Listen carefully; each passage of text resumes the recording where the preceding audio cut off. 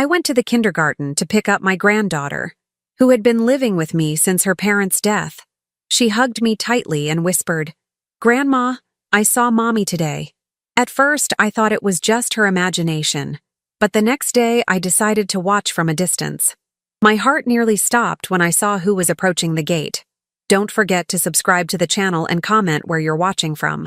I had never been one to believe in ghosts. At 63 years old, I'd buried enough people to know that death was final, that grief played tricks on the mind, and that children especially could conjure entire worlds from their loneliness.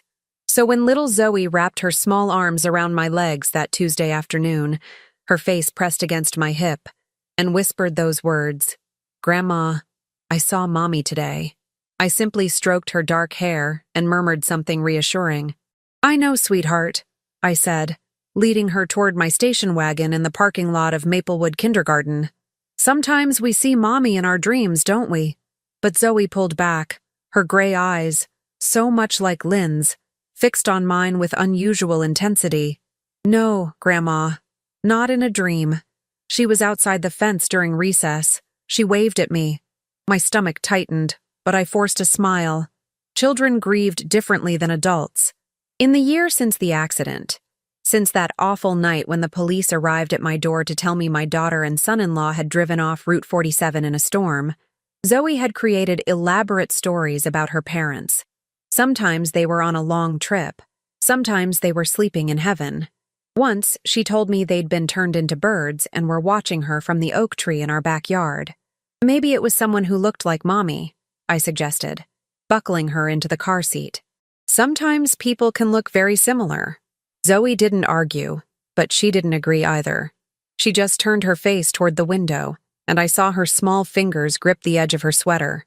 That gesture, that tiny display of stubborn certainty, unsettled me more than I wanted to admit.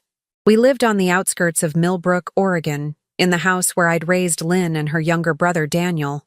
My husband, Thomas, had died 6 years earlier from a sudden heart attack, and I'd learned to navigate the creaking floors and empty rooms alone. But having Zoe had changed everything. The house felt full again, purposeful. I'd converted Lynn's old bedroom into a space for Zoe, painting the walls soft yellow and filling the shelves with books and stuffed animals. We had routines now: breakfast at 7, kindergarten drop-off at 8:30, pick-up at 3, dinner at 6, bedtime stories at 8. Structure kept us both afloat. That evening, as I stirred vegetable soup on the stove, Zoe sat at the kitchen table coloring. I watched her from the corner of my eye, noting the deliberate strokes of her crayon, the way she chewed her bottom lip in concentration, another gesture inherited from Lynn.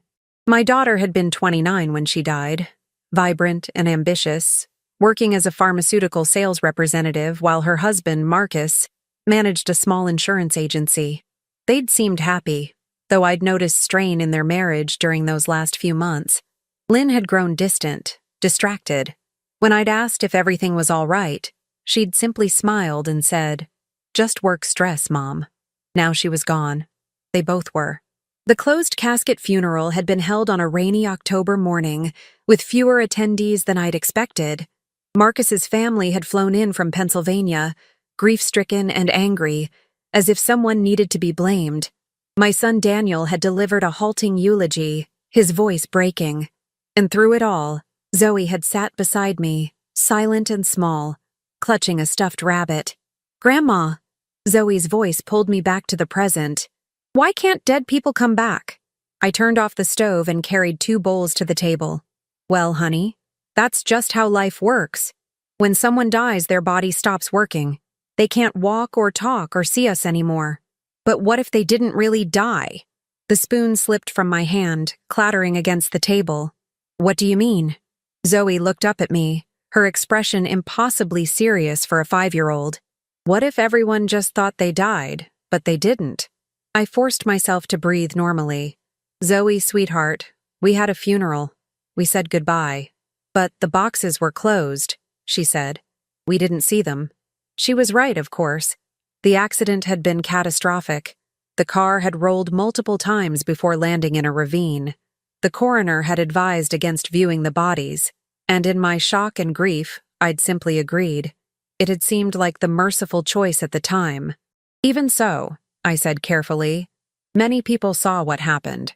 The police, the doctors, they wouldn't make a mistake about something like that. Zoe returned to her coloring, but I could tell she wasn't convinced. And truthfully, neither was I anymore. Not because I believed the dead could return, but because children didn't usually fabricate such specific details. A wave. Outside the fence. During recess. That night, after tucking Zoe into bed and reading 3 chapters of Charlotte's Web, I sat in the kitchen with a cup of tea and tried to rationalize what she'd told me. Perhaps another parent bore a resemblance to Lynn. Perhaps Zoe, desperate for her mother, had projected familiar features onto a stranger's face. Perhaps I should simply let it go. But I couldn't. At 11 o'clock, I climbed the stairs to the attic, something I hadn't done since sorting through Lynn's belongings 6 months after the funeral. The space smelled of dust and old paper. Boxes lined the walls, labeled in my careful handwriting. Lynn, childhood, Lynn, college, Lynn, documents. I'd been methodical in my grief, organizing everything as if order could somehow contain the chaos of loss. I opened the box marked Documents and began sifting through the contents.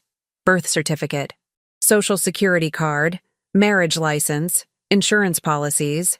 Everything seemed routine until I found a manila envelope tucked beneath a stack of tax returns. It had no label, no markings. Inside were 3 items.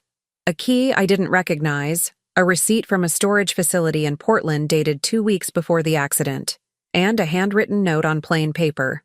The note read, "Mom, if anything happens to me, use this key. Unit 247. Don't tell anyone. Trust only yourself.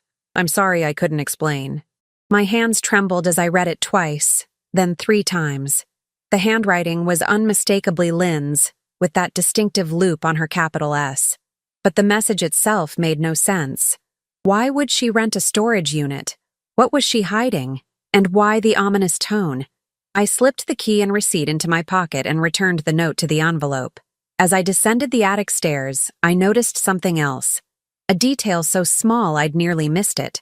The receipt showed the storage fee had been paid through the end of November. This November. Someone had continued paying for that unit even after Lynn's death. Zoe's words echoed in my mind.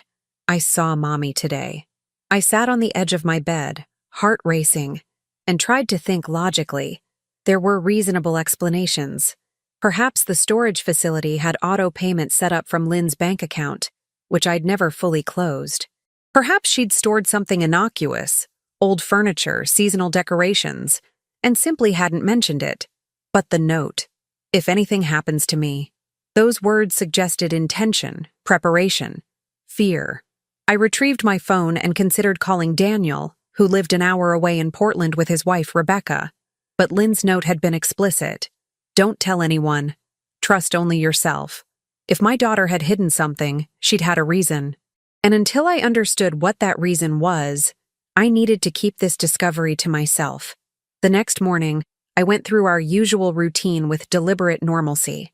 I made oatmeal with blueberries, braided Zoe's hair, helped her put on her tiny purple backpack. But as I drove toward Maplewood Kindergarten, my mind was elsewhere, formulating a plan. "Grandma?" Zoe said from the back seat. "Can we stop for hot chocolate after school?" "Of course, sweetheart." I dropped her off at 8:30, watching as she ran toward the playground where other children were already climbing on the equipment. Mrs. Patterson, her teacher, waved at me from the doorway. Everything appeared perfectly ordinary, except I didn't leave. Instead, I parked my station wagon down the street, partially obscured by a large maple tree, and waited. I felt ridiculous, a 63-year-old woman playing detective based on a child's imagination and a cryptic note. But I couldn't shake the image of that receipt, those continued payments, that key sitting heavy in my pocket. The morning stretched on. Parents came and went. A mail truck passed. 2 women jogged by with their dogs. I checked my phone repeatedly, though I wasn't sure who I expected to call. At 10:15, I nearly gave up. This was absurd. I should go home, make lunch, do laundry, live my normal life. Then I saw her.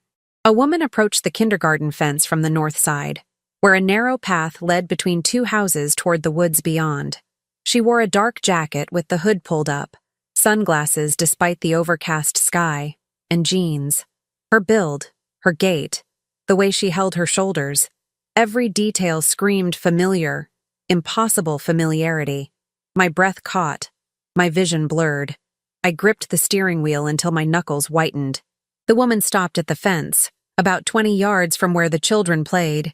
She stood there for perhaps 30 seconds, perfectly still, watching. Then she reached through the chain link and made a small waving gesture. Subtle, directed, deliberate. I couldn't see Zoe from my vantage point, but I knew. I knew she was waving back.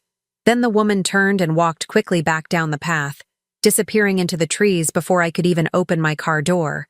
I sat there, trembling, my mind refusing to process what I'd just witnessed. It couldn't be Lynn. Lynn was dead.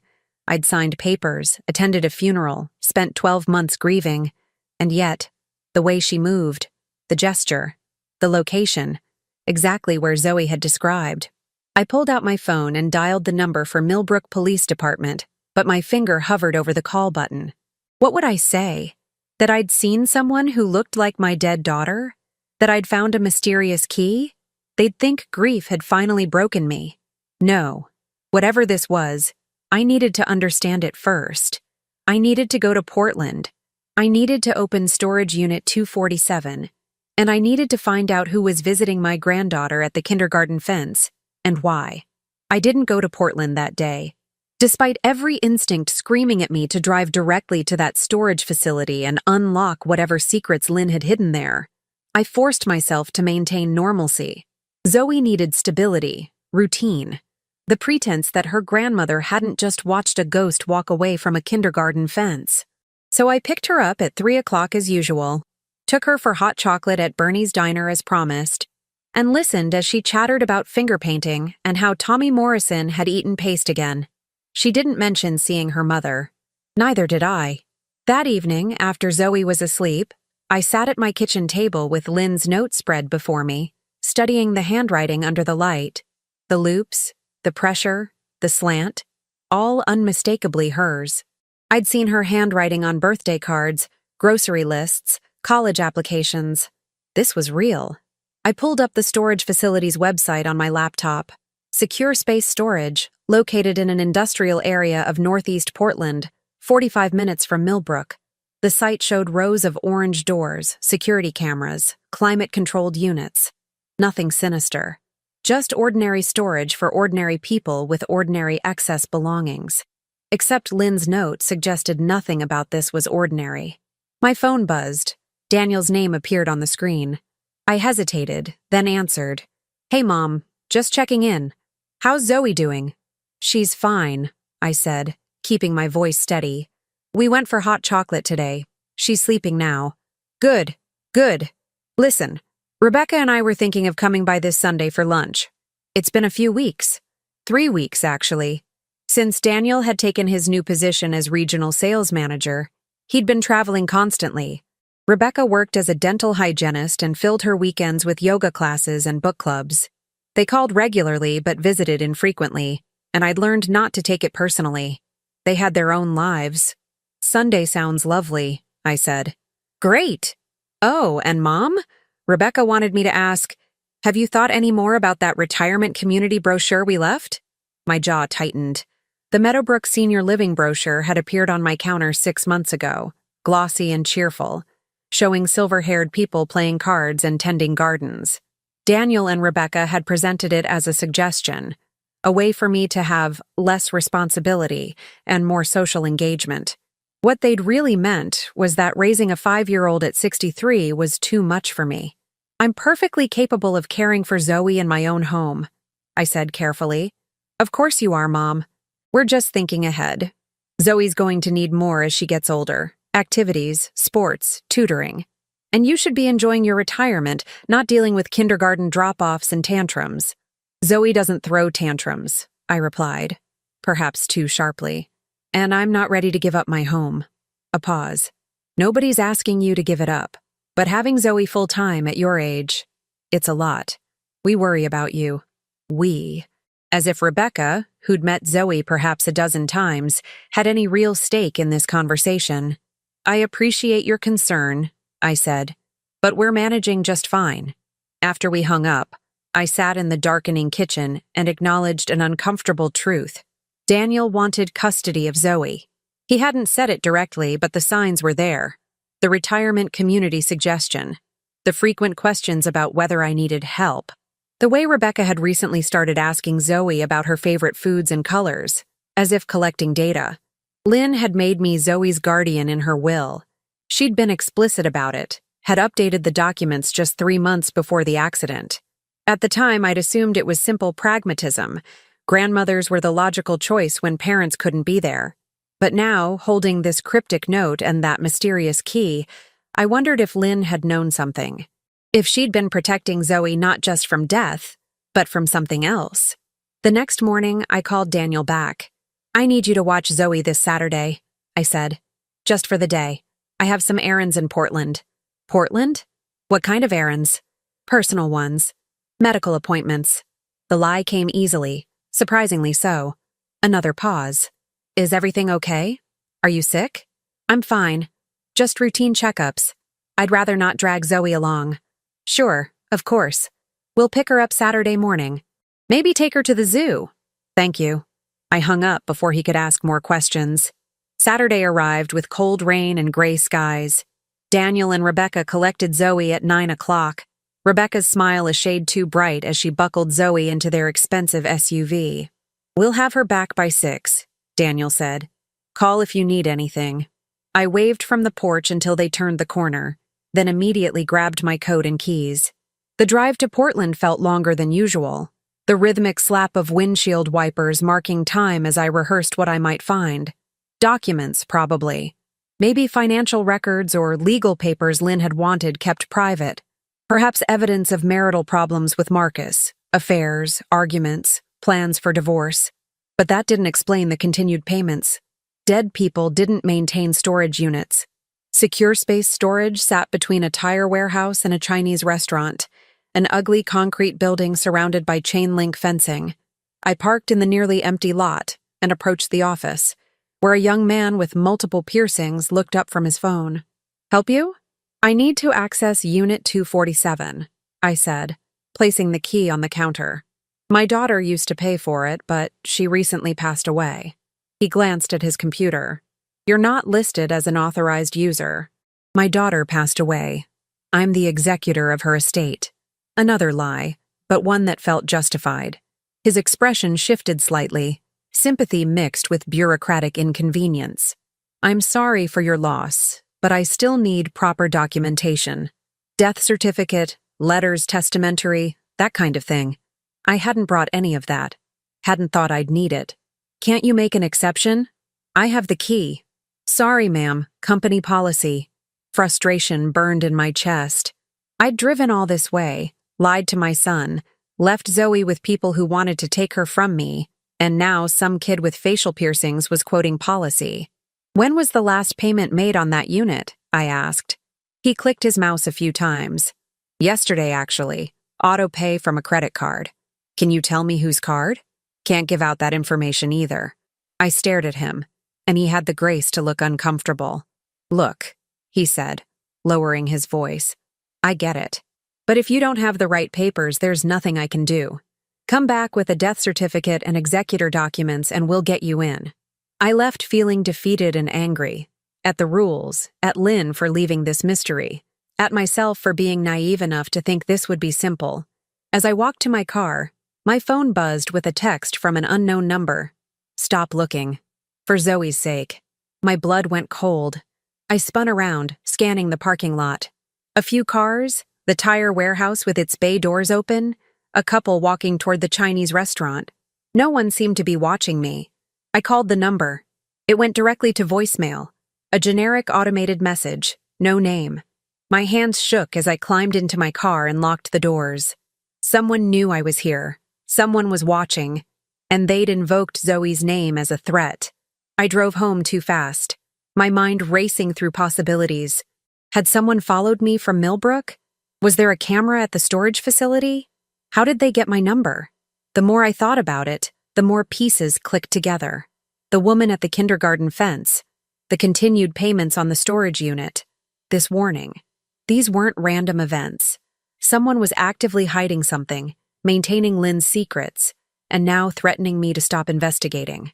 But why? If Lynn was truly dead, what could possibly be worth protecting? And if she wasn't? No. I pushed that thought away. It was too impossible, too cruel to hope. I arrived home at 2 o'clock, the house feeling emptier and more menacing than usual. I made tea with trembling hands and tried to think logically. I needed those documents, death certificate, proof of executorship. I'd filed them somewhere in my home office after the funeral, in the blur of grief and paperwork. I spent the next hour searching through filing cabinets until I found the folder marked Lynn, Estate Documents. Inside was the death certificate, issued by the Oregon State Medical Examiner's Office. Cause of death? Multiple traumatic injuries. Manner of death? Accident. There was also a letter confirming my status as Zoe's legal guardian, but nothing establishing me as executor of Lynn's estate. Marcus's brother, Peter, had handled that, claiming it was easier since he lived near their lawyer in Pennsylvania. I photographed the death certificate and guardianship letter with my phone, figuring they might be enough to satisfy the storage facility, when I noticed something odd about the death certificate itself. The medical examiner's signature was illegible, just a scrawled line. The certificate number seemed shorter than others I'd seen. I'd unfortunately become familiar with death certificates after Thomas died. I pulled out my husband's death certificate for comparison. Different format, different numbering system. But of course, Thomas had died in a hospital. His death expected and documented. Lynn's had been sudden, violent, processed through the medical examiner's office after an accident investigation. Still, something felt off. My phone rang. Daniel's number. "Mom, we're going to keep Zoe for dinner if that's okay. Maybe bring her back around 8? She's having a great time." "That's fine," I said, though unease prickled along my spine. "Put her on the phone for a second? She's in the bathroom with Rebecca. I'll have her call you in a bit." He hung up before I could insist. I told myself I was being paranoid, that my son wasn't part of some conspiracy, that the threatening text had simply rattled me. But Lynn's note echoed in my mind. Trust only yourself. I returned to my search, going through every box and file in my office, looking for anything else Lynn might have left behind. In a folder of Zoe's kindergarten enrollment papers, I found a business card tucked into the back pocket. Detective James Rivera, Portland Police Bureau, Homicide Division. My stomach dropped. Why would Lynn have a homicide detective's card? I flipped it over. On the back, in Lynn's handwriting. Didn't believe me. Try later. Detective Rivera's business card sat on my kitchen table like an accusation. I stared at it while my tea grew cold, trying to construct a narrative that made sense. Lynn had contacted a homicide detective. The detective hadn't believed her about something. She'd planned to try again later. But later never came. I picked up my phone 3 times before finally dialing the number on the card. It rang 4 times before a gravelly voice answered. Rivera. "Detective, my name is Darlene Lowy. I'm calling about my daughter, Lynn Lowy. I believe she may have contacted you about a year ago." A long pause. Lowy. "Yeah, I remember. I'm sorry for your loss, Mrs. Lowy. I heard about the accident. What did she tell you when she came to see you?" Another pause, longer this time. "Ma'am, I'm not sure I should discuss that. It was an ongoing conversation, and nothing ever came of it." "Please," I said, hearing the desperation in my voice. "I found your card in her belongings. She wrote that you didn't believe her. I need to know what she said." I heard him sigh, the sound of a chair creaking. "She came to me about 6 weeks before she died. Said she'd witnessed something at her workplace, Farm Health Solutions. She claimed she'd seen her supervisor meeting with someone in the parking garage late one night, exchanging packages. She thought it might be drug diversion, maybe opioids being sold illegally." My heart hammered. "What did you do?" "I asked for evidence. Photos, documentation, names, dates. She didn't have any of that. Just what she'd seen once, late at night when she'd forgotten her laptop. She said the supervisor, a guy named Trevor Marsh, threatened her the next day, told her she'd misunderstood what she saw, that she should keep quiet if she knew what was good for her. And you didn't investigate? Mrs. Lowy, I deal with actual homicides, bodies, crime scenes, evidence. What your daughter described was corporate misconduct at best, possibly something for the DEA. I gave her the contact information for the pharmacy board and suggested she document everything if she wanted to pursue it. She seemed frustrated when she left. Did she come back? No. And then I heard about the accident a few weeks later. His tone shifted, became gentler. Look, I felt bad about it, but I had 5 open murder cases on my desk. I couldn't chase down a possible drug theft based on one person's account of a parking garage meeting. What if it wasn't an accident? The words tumbled out before I could stop them. Silence stretched between us. When Rivera spoke again, his voice was careful, professional. The accident was investigated by Oregon State Police. Single vehicle, weather conditions, dangerous curve. There was nothing suspicious about it. Did they check the car? The brakes? The steering? I don't know the details of their investigation. But Mrs. Lowy, if you're suggesting what I think you're suggesting, you need more than a hunch. Do you have any evidence that your daughter's death was anything other than an accident? I thought of the woman at the fence, the storage unit, the threatening text. But how could I explain those without sounding unhinged? No, I admitted. Not yet. Then my advice is to let it go. Grief can make us see conspiracies where there are only coincidences. Your daughter was worried about something at work, but that doesn't mean— Thank you for your time, Detective. I hung up before he could finish. My hands were shaking again, but this time from anger rather than fear. He'd dismissed Lynn just like he was dismissing me now. Just like everyone would if I told them what I suspected. I pulled up Farm Health Solutions on my laptop. It was a mid-sized pharmaceutical distributor based in Portland, supplying hospitals and clinics throughout the Pacific Northwest. The website showed smiling employees, testimonials about excellent service, awards for industry excellence. Trevor Marsh was listed as Director of Operations, his photo showing a man in his 40s with salt and pepper hair and an easy smile. I clicked through the company's news section and found something from 8 months ago. Farm Health Solutions assists DEA in breaking drug diversion ring. The article described how the company had cooperated with federal agents to identify employees who'd been stealing opioids and selling them on the black market. 2 warehouse workers and a delivery driver had been arrested, but not Trevor Marsh. He'd been quoted in the article, praising his team's vigilance and cooperation with law enforcement. I sat back, my mind reeling. If Lynn had witnessed Marsh involved in drug diversion, and then Marsh had helped bust lower-level employees, what did that mean? Had he thrown subordinates under the bus to protect himself? Had Lynn's death been arranged to silence her before she could expose him? The sound of a car in my driveway jolted me from my thoughts. I glanced at the clock, 7:30. Daniel was bringing Zoe home early. I quickly gathered the papers on my table, shoving them into a drawer as headlights swept across my kitchen windows. But when I looked out, my stomach clenched. It wasn't Daniel's SUV. It was a silver sedan I didn't recognize. A woman emerged from the driver's side. She wore the same dark jacket and sunglasses I'd seen at the kindergarten fence, and as she walked toward my front door, every muscle in my body tensed. I grabbed my phone, finger hovering over 911 when the doorbell rang. Mrs. Lowy? The voice was muffled through the door. I need to talk to you. It's about Lynn. My throat went dry. Who are you? Please, I don't have much time. They might have followed me. Against every instinct of self-preservation, I opened the door but kept the chain lock engaged. Through the gap, I could see her face now, and the resemblance to Lynn was stunning. Same bone structure, same nose, same mouth, but her eyes were different, harder. And she was older, maybe mid-30s. My name is Jennifer Dawson, she said quickly. Lynn and I work together at Farm Health. I'm the one who's been paying for the storage unit. I'm the one who's been visiting Zoe. Why? My voice came out as a whisper. Because Lynn asked me to. Before she died, she made me promise that if anything happened to her, I'd watch over Zoe. Make sure she was safe.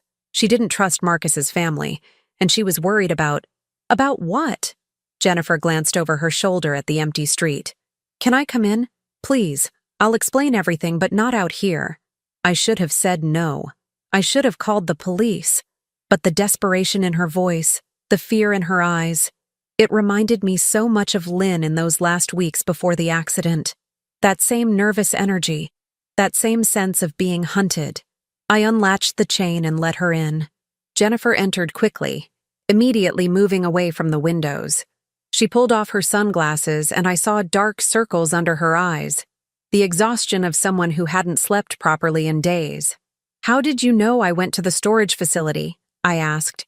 "I have alerts set up. The facility emails me whenever there's activity on the unit." She pulled out her phone, showing me an app with notifications. When I saw someone had tried to access it, I knew it had to be you. "Lynn said you'd eventually figure it out." "Figure what out? What's in that unit?" "Documents, evidence. Everything Lynn collected about Trevor Marsh and what he was doing at Farm Health. She was building a case, trying to get enough proof to go to the DEA. But before she could... The accident." Jennifer's expression darkened. "There was no accident, Mrs. Lowy. Lynn and Marcus were murdered." The room tilted. I gripped the back of a chair for support. "How do you know that?"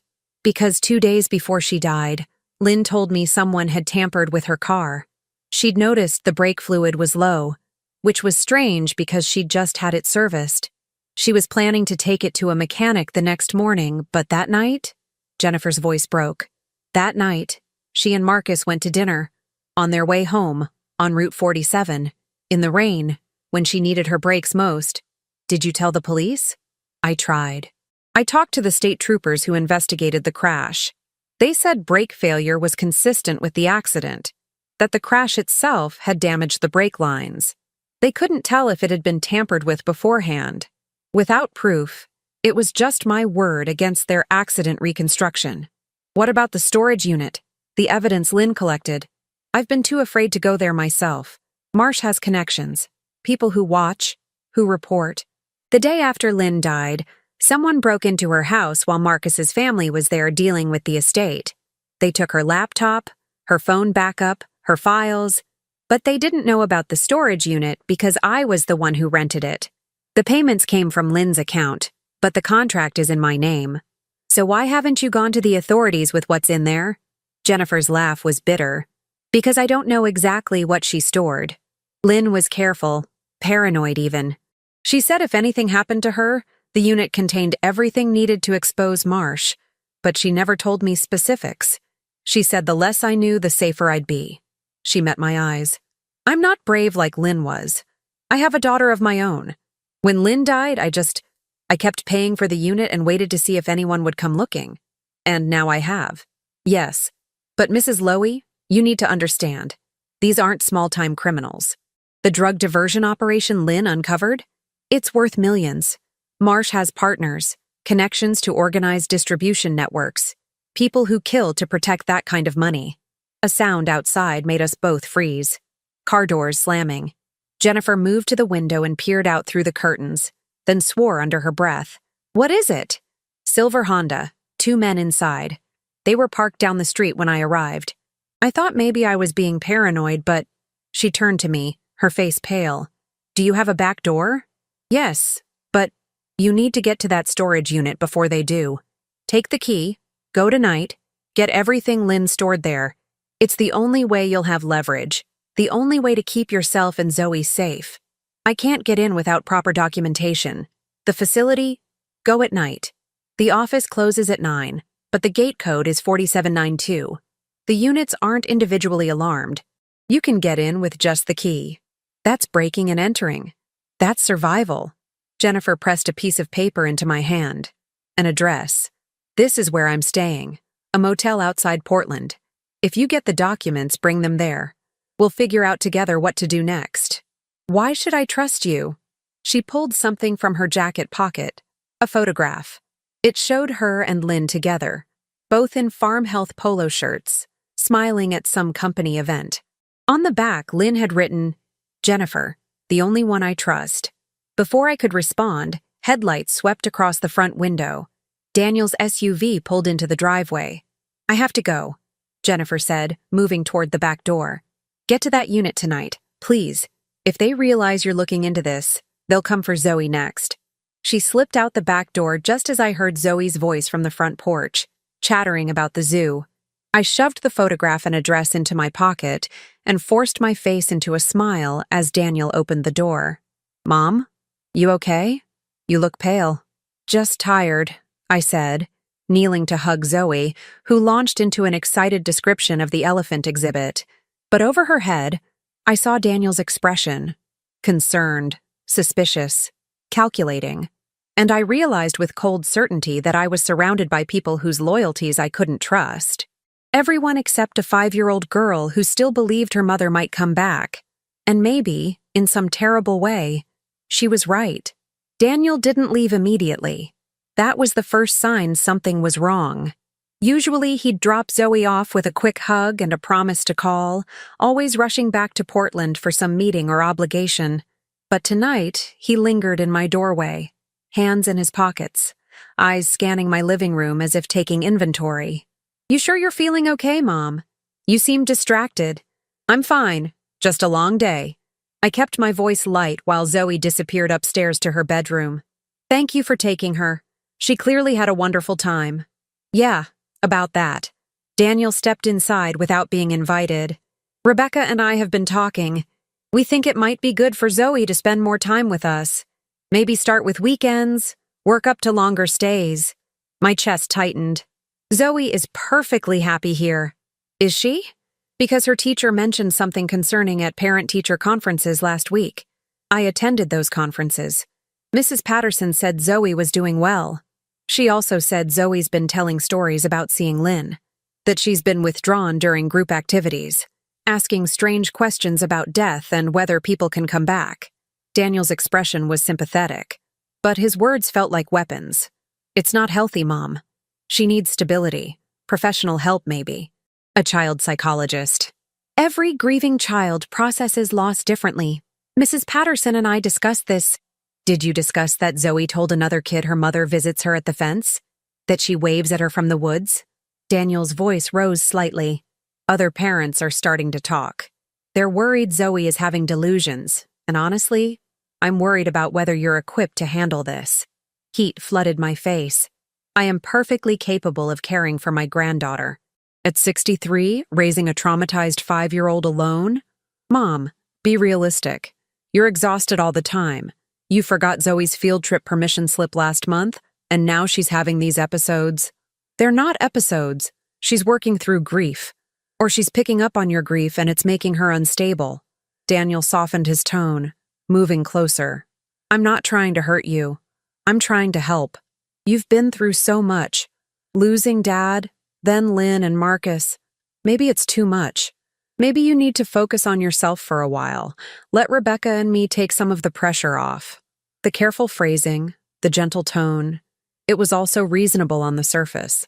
But underneath, I heard the real message. "You're too old, too fragile, too broken. Give us Zoe." "Lynn made me her guardian for a reason," I said quietly. "Lynn made that decision when she was alive.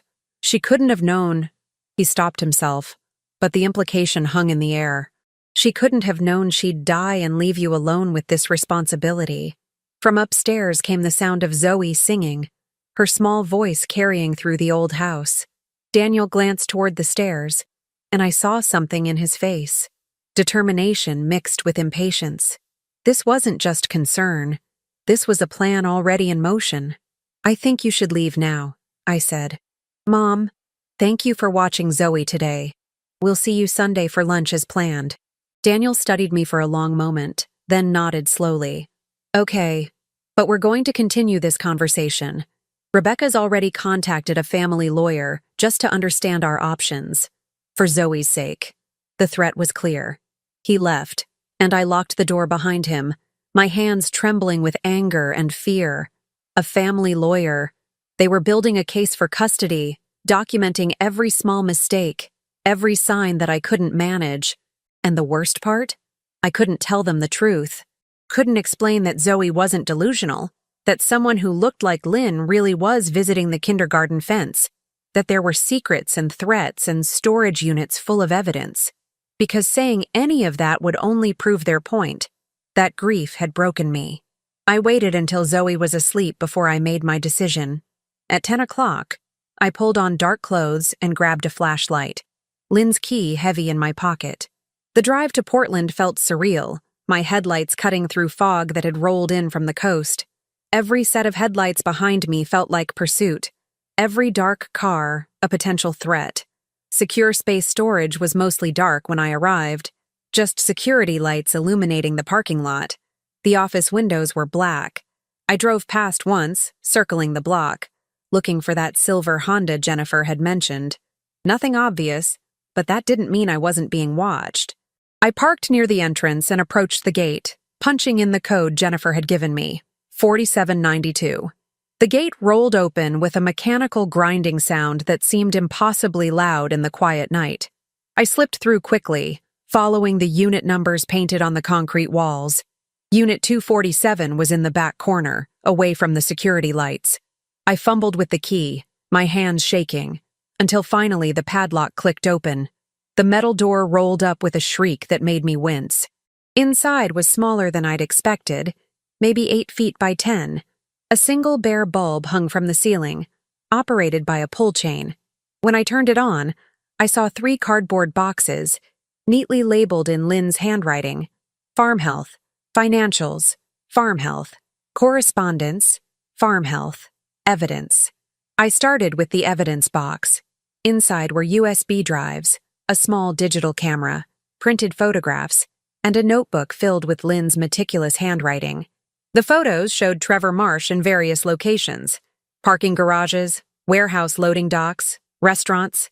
In several, he was meeting with men I didn't recognize, exchanging what looked like packages or envelopes. The notebook was more disturbing. Lynn had documented everything: dates, times, license plate numbers, overheard conversations. One entry from 14 months ago read, TM met with Victor at warehouse 3 a.m. Loaded 6 boxes from secure storage into personal vehicle. Boxes matched shipment reported as damaged, destroyed in system. Called V by name. Victor Reeves, same Victor from accounting. Another entry, weeks later. Confirmed Victor Reeves, senior accountant. Cross-referenced destroyed inventory reports with his login times. System shows destruction approval at times VR was logged out. Someone using his credentials? I photographed page after page with my phone, hands steadier now that I was focused on a task. The financials box contained spreadsheets showing discrepancies between inventory received and inventory distributed. Thousands of pills, oxycodone, hydrocodone, fentanyl, disappearing from the system, marked as damaged or expired, but with no proper disposal documentation. The correspondence box held emails Lynn had printed, many marked confidential. I was halfway through photographing them when I heard it. Voices outside, getting closer.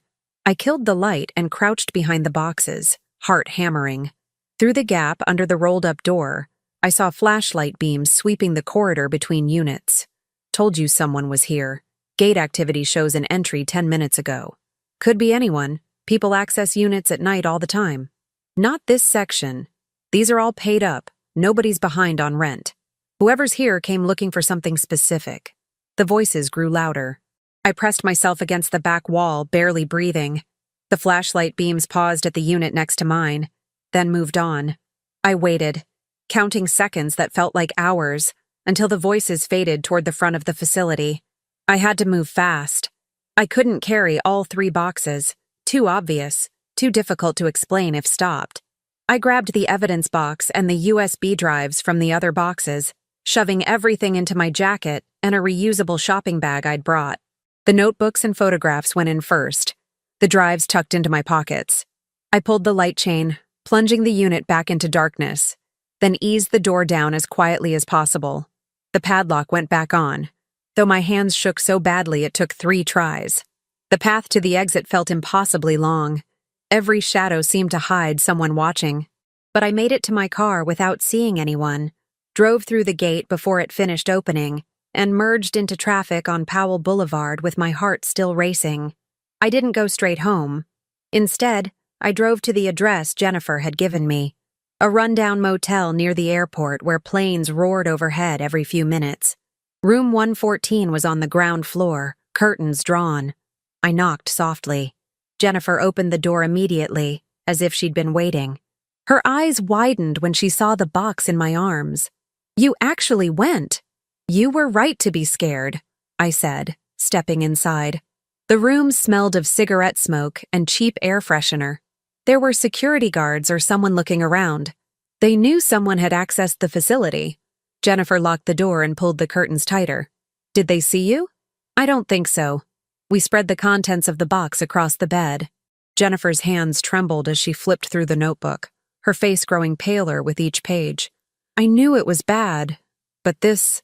She held up a photograph of Trevor Marsh meeting with a man in an expensive suit outside a downtown Portland restaurant. "That's Marcus." I stared at the photo. "What?" "Your son-in-law, Marcus. Lynn's husband." Jennifer pointed to the timestamp in the corner. "This was taken 3 weeks before the accident." The room spun. I grabbed the photo, studying Marcus's face.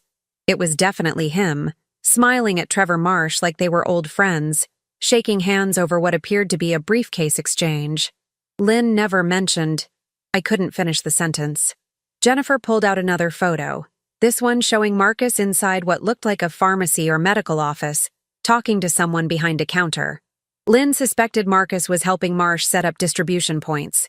Small clinics, independent pharmacies, places that would accept diverted drugs and pass them along to street dealers.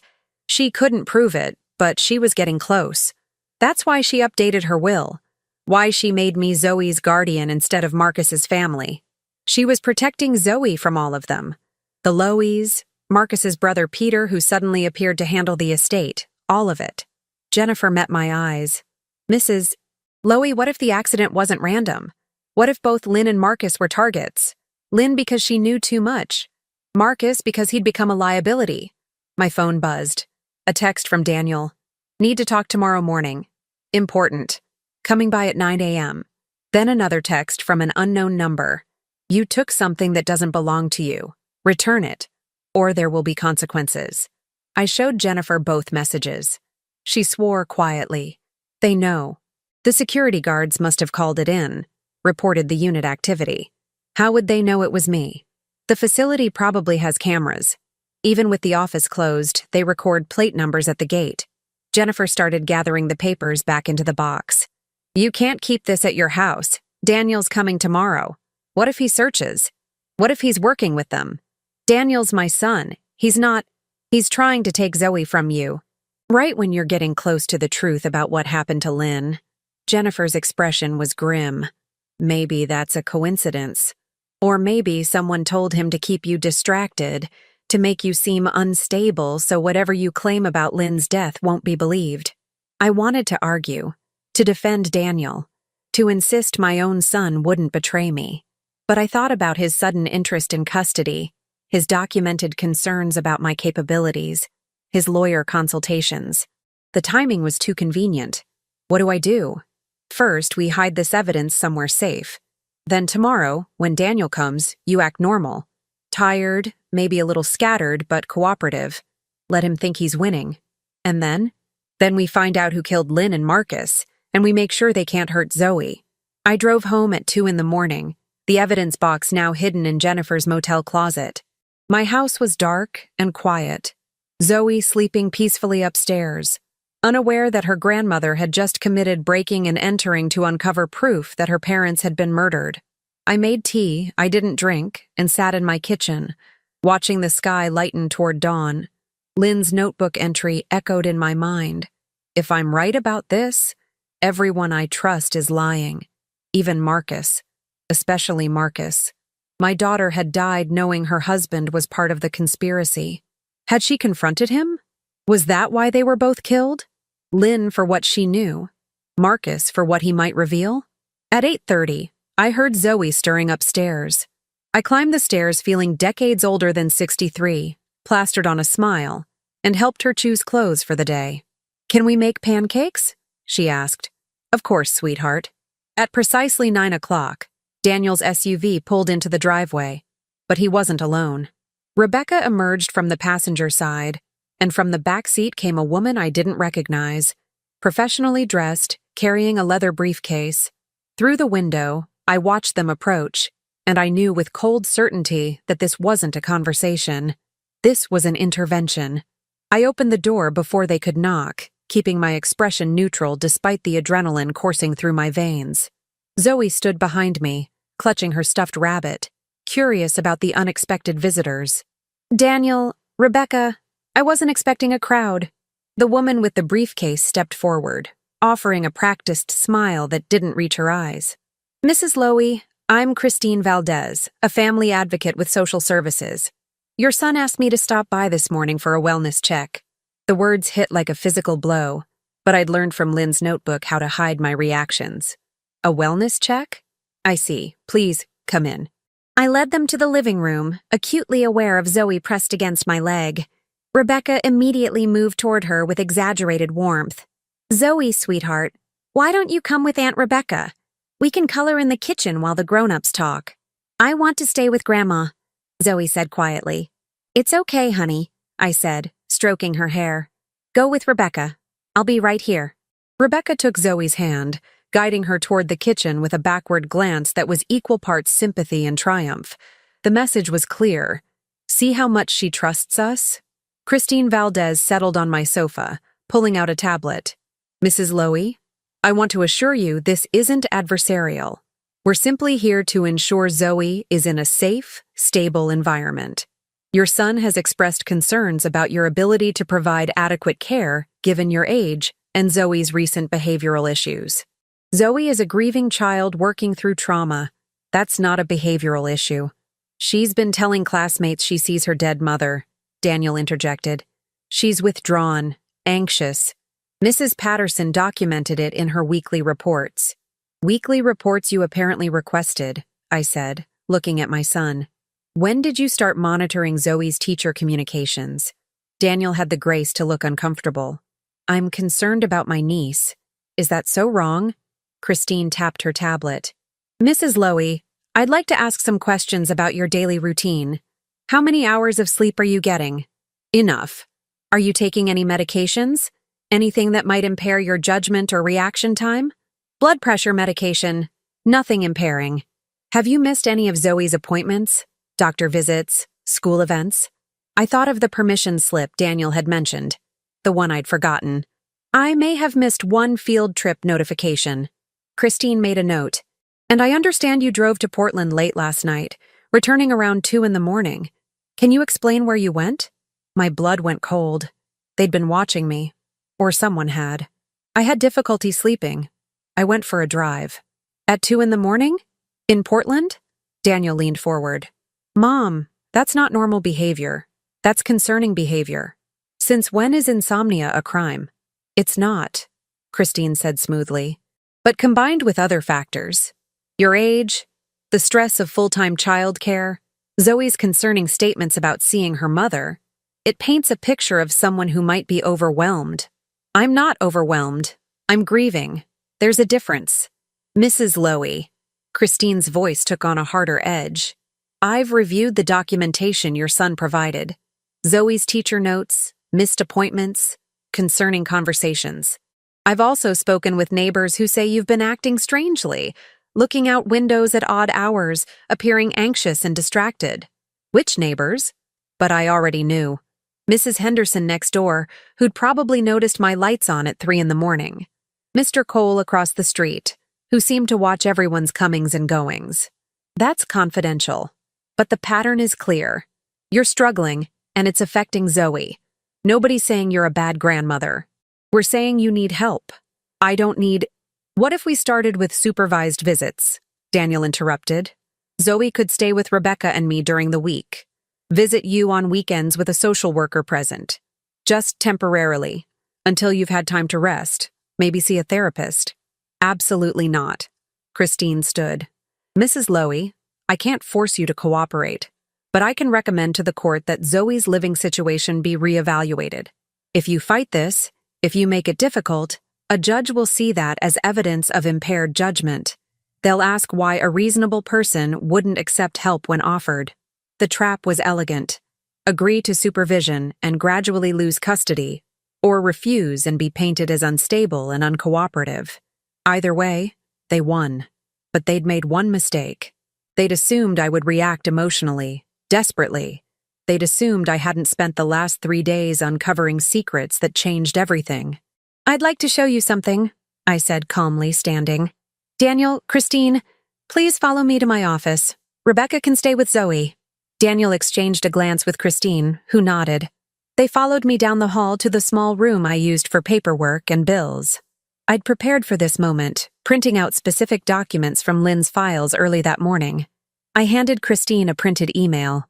"This is correspondence between Trevor Marsh, Director of Operations at Farm Health Solutions, and my late son-in-law Marcus Lowy. It details their arrangement to divert pharmaceutical drugs to unauthorized distributors." Christine scanned it, her expression unchanging. "Where did you get this?" "From my daughter's files. She was investigating Mr. Marsh before she died." "Mom, what are you talking about?" Daniel looked genuinely confused. "Lynn witnessed criminal activity at her workplace. She collected evidence. She went to the police, but they didn't take her seriously." I handed him another document, a page from Lynn's notebook showing dates and transactions. 2 days before the accident, she told a coworker her car had been tampered with. Then she and Marcus died on a dangerous curve in a rainstorm when their brakes failed. Daniel stared at the papers, his face pale. You think Lynn was murdered?" "I think someone wanted to silence her. And I think Marcus was either complicit or became a liability." I turned to Christine. "You want to talk about Zoe's well-being? Let's talk about why people are threatening me to stop investigating her parents' deaths. Let's talk about why I received a text last night warning me there would be consequences for looking into this." Christine's expression finally shifted, a flicker of uncertainty. "Do you have proof of these threats?" I showed her my phone. "The texts from the unknown number, the warnings. Have you reported this to police? And tell them what? That my dead daughter is still paying for a storage unit? That someone who looks like her visits Zoe at kindergarten? That I broke into that storage unit last night to retrieve evidence?" I let the words hang in the air. "You're right, Christine. That does sound like the behavior of someone unstable. Unless it's all true." "This is insane," Daniel said, but his voice lacked conviction. "Mom, you're talking about conspiracy theories, murder plots. I'm talking about documented criminal activity and suspicious deaths. I'm talking about why you suddenly want custody of Zoe right when I start asking questions." I watched his face carefully. "Tell me, Daniel, who suggested you contact social services? Who first mentioned that Zoe might not be safe with me?" His silence was answer enough. "Who was it?" I pressed. "A colleague. Someone I worked with on a pharmaceutical account. He mentioned that Farm Health had dealt with a similar situation. An employee's family member making wild accusations after a tragedy. He suggested that Zoe might be better off in a more stable environment, that you seemed to be spiraling." "What was this colleague's name?" "Victor. Victor Reeves. The name from Lynn's notebook. The accountant who'd helped Marsh cover up the diversions." The pieces clicked into place. They'd targeted Daniel, fed him concerns about my capabilities, pushed him toward legal action. Not because they wanted Zoe, because they wanted me distracted, discredited. If social services questioned my mental state, nothing I claimed about Lynn's investigation would be believed. Christine set down her tablet. "Mrs. Lowy, these are serious allegations. If true, they need to be reported to proper authorities. I've tried that. They dismissed Lynn when she was alive, and they'll dismiss me now unless I have irrefutable proof. Do you have such proof? I'm working on it. Then until you do, my concern remains Zoe's immediate welfare." Christine's voice was firm, but less certain than before. "However, I'm willing to postpone any formal recommendations for 72 hours. That gives you time to present your evidence to the police. But Mrs. Lowy, if you can't substantiate these claims, I will have to move forward with a custody evaluation." It was more than I'd expected. "Thank you."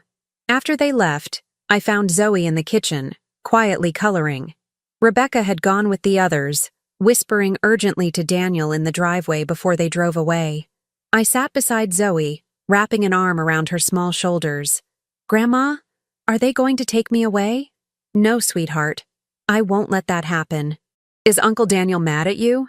"He's confused, but we're going to fix it." Zoe looked up at me with those gray eyes so like Lynn's. The lady who looks like Mommy told me something yesterday. My heart stopped. When did you see her? At recess. She came to the fence again. She said to tell you to be brave, that Mommy was proud of you. Zoe's voice dropped to a whisper. Is she really not Mommy? I pulled Zoe close, breathing in the strawberry scent of her shampoo, and made a decision. I don't know, sweetheart, but we're going to find out. Together. That afternoon, I called Jennifer. I need you to come to my house tonight. Bring everything from the motel, and bring a camera with a good zoom lens if you have one. Why? Because tomorrow morning, Zoe and I are going to the kindergarten like normal, and you're going to be ready to photograph whoever comes to that fence. We're going to get proof of Jennifer Dawson, of her identity, of everything. That's risky. If they're watching, they're already watching. They've already threatened us. The only way out is through. I paused. Lynn trusted you. Now I'm trusting you. Will you help me? A long silence. Then, I'll be there at 8. That evening, while Zoe watched cartoons, I sat at my kitchen table and did something I should have done days ago. I called the Oregon State Police and asked for the traffic division that had investigated Lynn's accident. This is Darlene Lowy. You investigated a single vehicle fatality on Route 47 approximately 1 year ago. My daughter, Lynn Lowy, and her husband, Marcus. I need to know, was the vehicle examined for mechanical tampering? The officer who answered sounded young, uncertain. Ma'am, I'd need to pull the file. Can I call you back? Please, it's important. He called back 20 minutes later. Mrs. Lowy, I reviewed the file. The vehicle was totaled in the crash. The brake lines were damaged, but that was consistent with impact trauma. No evidence of pre-existing tampering was noted. Was anyone specifically looking for tampering? A pause. No, ma'am. It was classified as an accident due to weather conditions and excessive speed. There was no reason to suspect foul play. What if I told you my daughter reported possible brake tampering to a friend 2 days before the crash? Then I'd suggest you file a formal complaint, and we can reopen the investigation. But Mrs. Lowy, after this much time, with the vehicle likely already scrapped, physical evidence would be nearly impossible to recover. But you could investigate the people around her, her employer, her co-workers. That would require substantial evidence of a crime. Do you have such evidence? I'm working on it. Then once you have it, contact us again. I hung up feeling both frustrated and strangely empowered. The system required proof, and proof was what I'd get. Jennifer arrived at 8 o'clock with 2 canvas bags full of documents and a professional-looking camera with a telephoto lens. I used to do wedding photography, she explained, setting up at my dining room table. Before Farm Health, before all this. We spent 2 hours organizing everything, creating a timeline, matching photographs to notebook entries, highlighting the most damaging evidence. Marcus appeared in at least 15 photos, always meeting with either Trevor Marsh or unknown men in dark cars. Lynn must have been devastated, Jennifer said quietly. Discovering her husband was part of it. Did she say anything to you? About Marcus? Only that she couldn't trust him anymore. That she was planning to file for divorce after she went to the DEA. She wanted to protect Zoe from the fallout. Jennifer pulled out another photo, this one showing Marcus entering a building marked East Side Pain Clinic. She was terrified of what might happen if Marsh found out she was collecting evidence. But she was more terrified of doing nothing. I studied my son-in-law's face in the photograph. He'd seemed like such a good man, reliable, devoted to Zoe, supportive of Lynn's career. But people hid darkness behind ordinary faces. Tomorrow, I said, we end this. We get proof Jennifer Dawson exists and has been watching Zoe. We show the police everything. We make them listen. Jennifer nodded, but her expression was troubled. Mrs. Lowy, you should know, I'm not entirely sure I'm not being followed. Yesterday I thought I saw the same car behind me twice. If they know where I'm staying, then we're both already at risk, which means we have nothing left to lose. We worked until midnight, preparing copies of everything, uploading files to secure cloud storage, creating redundancies. If something happened to us, the evidence would survive. Finally, Jennifer left to return to her motel, promising to arrive at the kindergarten before recess the next morning. I checked on Zoe one last time, watching her sleep with that rabbit clutched to her chest, and promised myself that whatever happened tomorrow, I would keep her safe. I would finish what Lynn had started, and I would make sure everyone who'd underestimated a 63-year-old grandmother understood their mistake. The morning arrived with unexpected sunshine, the kind of crystalline autumn light that made everything appear sharper, more defined.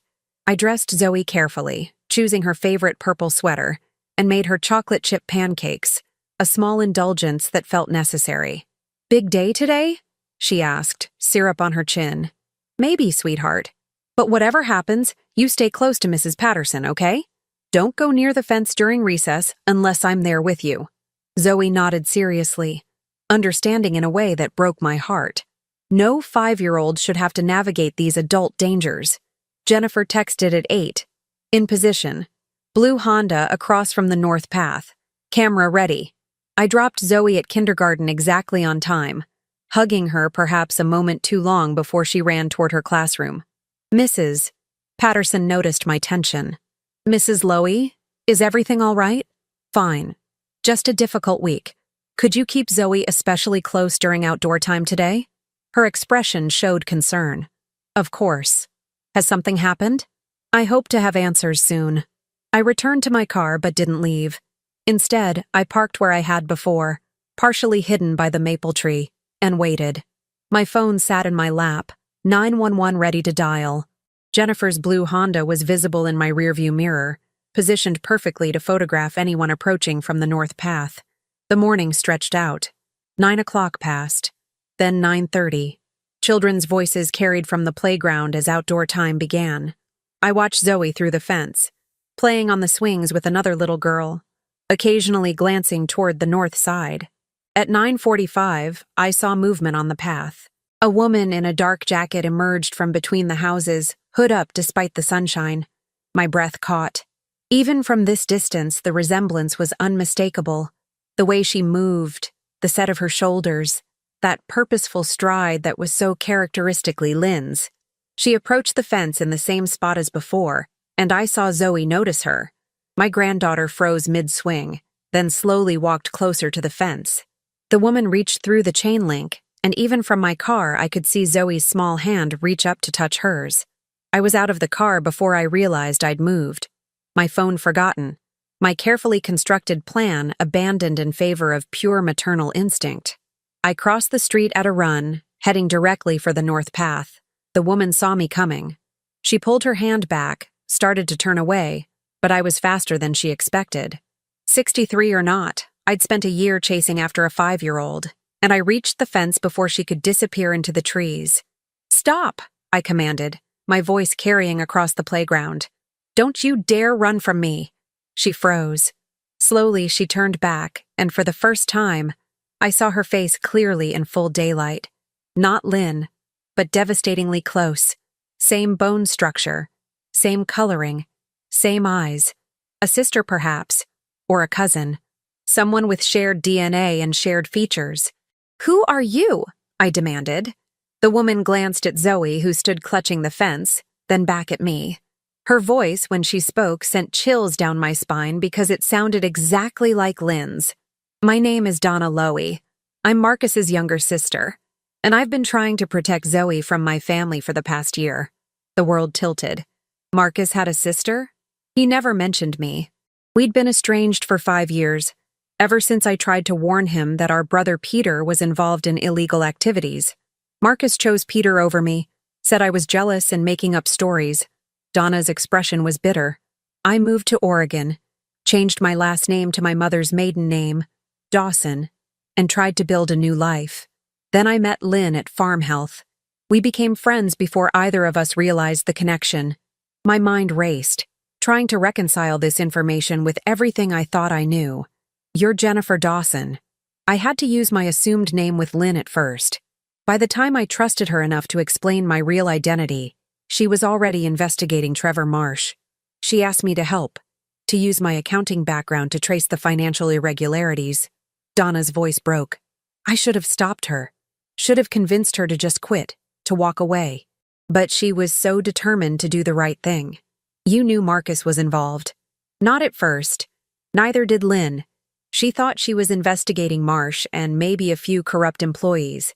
Then she found evidence of Marcus's meetings, his role in setting up distribution networks. Donna looked at Zoe, who was listening to every word with those solemn gray eyes. Lynn was going to divorce him and take Zoe. She'd already filed the papers, kept them hidden. That's why she updated her will so quickly. She wanted to make sure that if anything happened, Zoe wouldn't go to the Lowy family.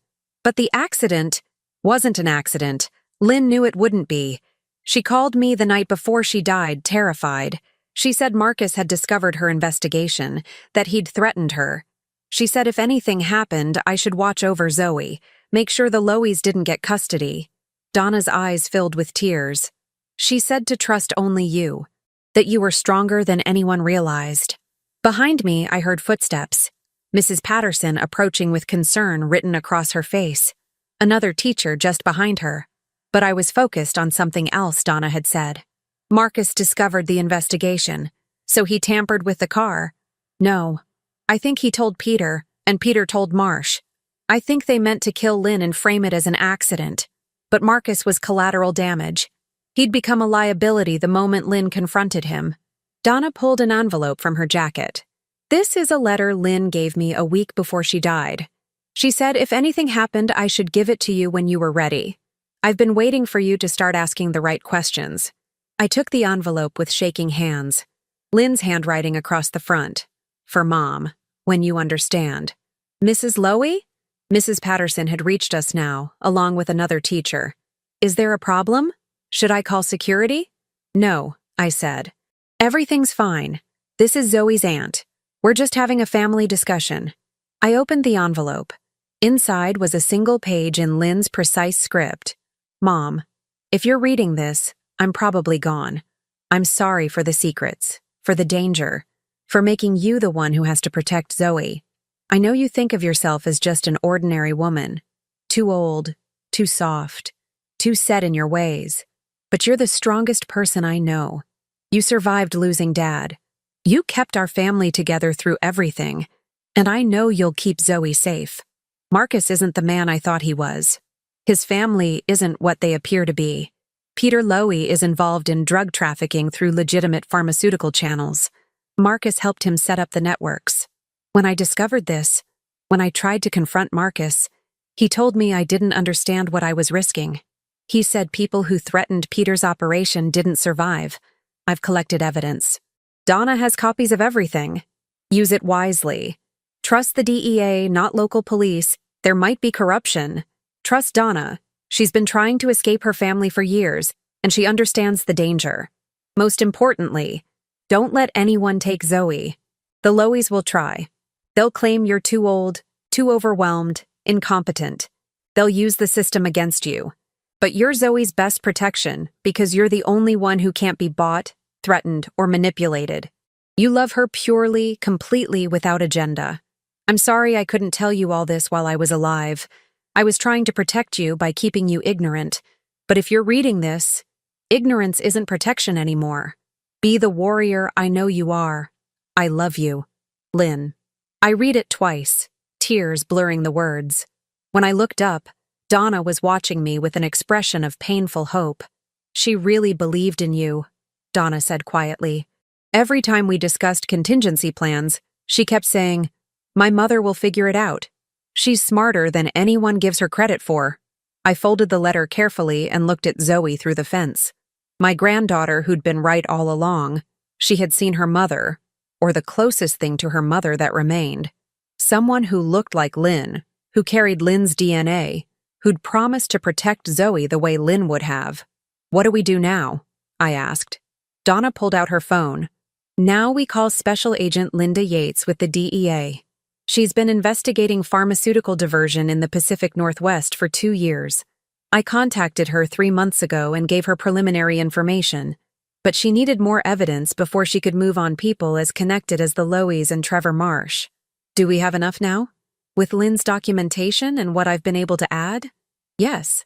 The storage unit alone contains enough evidence for multiple federal indictments. But Mrs. Lowy, Darlene, you need to understand what this means. When the DEA moves, it's going to become public. Zoe's father will be exposed as a criminal. Daniel might face questions about his connection to Victor Reeves. Your family will be torn apart publicly. I thought of Daniel's face yesterday, his confusion when I'd mentioned the investigation. Whatever Victor Reeves had told him, I didn't believe my son was knowingly complicit. He'd been manipulated, used as a tool to distract and discredit me. My family was torn apart the moment someone killed Lynn, I said. This is about truth now, about justice. Donna nodded and made the call. Within 20 minutes, a black SUV pulled up, and a woman in a navy blazer emerged. Special Agent Morrison. She was younger than I'd expected, maybe 40, with intelligent eyes and an air of competence. We sat in Mrs. Patterson's office while she reviewed the documents Donna and I had brought. Zoe stayed in her classroom, supervised by teachers who'd been told only that there was a family situation being resolved. This is substantial, Agent Morrison said finally. With this documentation, I can get warrants for Trevor Marsh, Peter Lowy, and at least 8 other individuals in the distribution network. She looked at me. Mrs. Lowy, I want to be clear. Your son-in-law Marcus was involved in serious federal crimes. When this becomes public, I understand, but he also died because of those crimes. He was as much a victim as Lynn in the end. Perhaps. We'll investigate fully. She turned to Donna. Ms. Lowy, you'll need to provide formal testimony. That means your identity will be revealed. Your family will know where you are. Donna's face paled, but she nodded. Zoe's safety is worth it. Everything is worth that. Agent Morrison coordinated with local police to provide protection while the investigation proceeded. Over the next 3 days, arrests were made. Trevor Marsh taken from his office in handcuffs, Peter Lowy apprehended at the Philadelphia airport attempting to flee, Victor Reeves found trying to destroy financial records at Farm Health. Daniel called me the morning after Victor's arrest, his voice shaken. Mom, I didn't know. I swear I didn't know what Victor was involved in. He seemed like a legitimate consultant, and when he mentioned concerns about Zoe, about you seeming overwhelmed, I thought he was being helpful. I know, I said, and I meant it. You were manipulated, Daniel. We all were. Can I come see Zoe? See you? Not yet. Give us time. But Daniel? I softened my voice. Thank you for backing down with social services. Christine Valdez told me you called and withdrew your concerns. After what you showed me yesterday, how could I not? I was ashamed I'd ever doubted you. 2 weeks later, the story broke nationally. Pharmaceutical diversion ring. Broken. Multiple arrests following year-long DEA investigation. Lynn's name appeared in the articles, described as a courageous whistleblower whose evidence had helped crack the case. Marcus was mentioned too, though the reports were careful about his role, noting he'd died in suspicious circumstances now being investigated as potential homicide. Donna, who'd legally reclaimed her Lowy name in court, moved into a small apartment in Millbrook. She visited Zoe regularly, and my granddaughter slowly came to understand that while this woman wasn't her mother, she carried her mother's legacy. They looked alike because they shared blood, shared family, shared loss. Zoe stopped asking when Mommy was coming home. Instead, she asked questions about what Mommy had been like, what she'd believed in, why she'd been so brave. And I answered honestly, helping Zoe understand that her mother had been a hero who died fighting for what was right. 6 months after the arrests, on a warm April morning, I stood in my backyard watching Zoe and Donna plant flowers, daisies and lavender, Lynn's favorites. Zoe laughed at something Donna said, and the sound carried across the yard like music. Daniel and Rebecca visited twice a month now, their relationship with Zoe rebuilt slowly, carefully. Daniel had apologized repeatedly until I'd finally told him to stop. That forgiveness was a decision, not a process, and I'd already decided. The house felt full again, not with the ghosts of what I'd lost, but with the living presence of what I'd fought to protect. Zoe would grow up knowing her mother's story, understanding that ordinary people could do extraordinary things when they refused to look away from injustice. And she would know that age was never a limitation on strength, that wisdom, patience, and love were more powerful than any threat, any conspiracy, any attempt to silence the truth. I sat on my porch that evening after Zoe was asleep, a cup of tea in my hands, and thought about Lynn's letter. Be the warrior I know you are. I had been. Not with weapons or violence, not with money or connections, but with persistence and intelligence, and the absolute refusal to let anyone underestimate a grandmother's love. The investigation had revealed everything: the scope of the distribution network, the millions in illegal profits, the trail of victims left addicted or dead from diverted drugs. Trevor Marsh faced decades in federal prison. Peter Lowy would likely never be free again. And the evidence suggested Marcus's brake lines had indeed been cut the afternoon before the accident, during the 2 hours his car sat in a farm health parking lot. Lynn and Marcus had both been murdered, but their deaths hadn't been in vain. I looked up at the stars beginning to appear in the darkening sky and spoke to the daughter I'd lost. I kept her safe, Lynn, just like you knew I would. And I made sure the truth came out. No one silenced you. Not forever. The breeze rustled through the oak tree in my yard, the same tree where Zoe had once believed her parents watched as birds. And for just a moment, I allowed myself to believe they were watching still, in whatever way the dead can watch the living, proud of what we'd built from their sacrifice.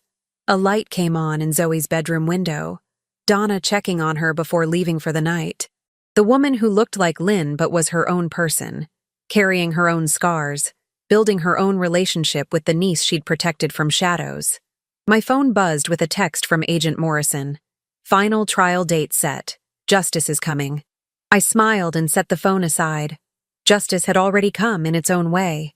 It had come in the form of a 63-year-old woman who refused to be dismissed, a friendship between two women bound by tragedy, and a 5-year-old girl who would grow up knowing her family fought for truth. The warrior Lynn had called me to be wasn't the kind who carried weapons or made dramatic gestures.